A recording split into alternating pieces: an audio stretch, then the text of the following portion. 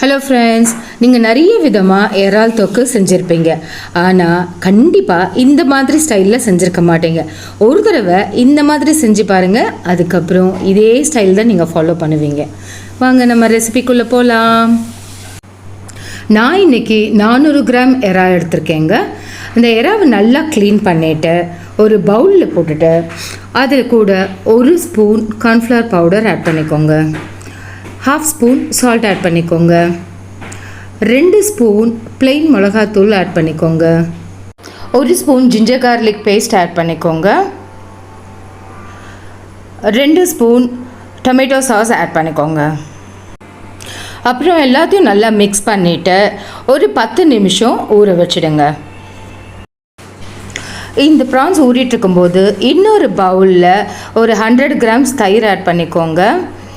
அது கூட ஒரு 3 ஸ்பூன் மிளகாத்தூள், ஒரு 1/4 ஸ்பூன் மஞ்சத்தூள், உப்பு, கரம் மசாலா 1 ஸ்பூன் ஆட் பண்ணி நல்லா மிக்ஸ் பண்ணி தனியாக மூடி வச்சுடுங்க.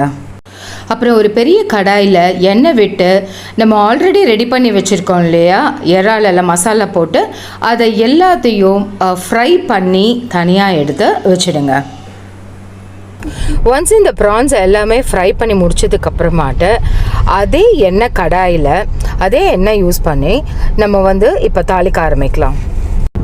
முதல்ல 1/4 ஸ்பூன் கடுகு போட்டுக்கோங்க. அதுக்கப்புறம் ஒரு 1/2 ஸ்பூன் பெருஞ்சீரகம் போட்டுக்கோங்க.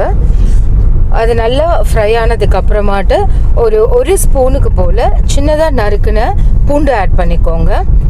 அந்த பூண்டு ஸ்மெல் நல்லா வர ஆரம்பித்ததுக்கு அப்புறமாட்டு நறுக்கி வச்சுருக்க 2 பெரிய வெங்காயத்தை போட்டு நல்லா வதக்குங்க.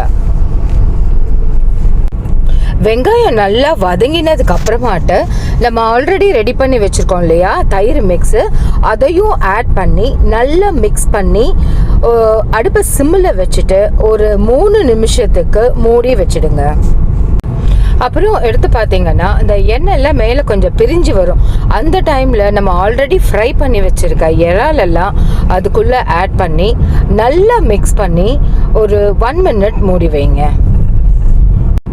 1 மினிட்டுக்கு அப்புறமாட்டு ஓப்பன் பண்ணி பார்த்தீங்கன்னா அந்த இறாலெல்லாம் நல்லா அந்த கிரேவியோட மிக்ஸ் ஆகி நல்லா சோக்காகி பயங்கர வாசனை வருங்க.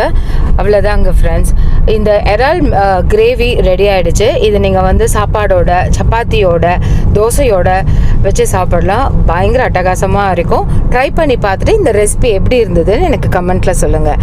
என்னோடய சேனல் பிடிச்சிருந்ததுன்னா லைக் அண்ட் சப்ஸ்கிரைப் பண்ணுங்கள். Thank you so much friends. பாய்.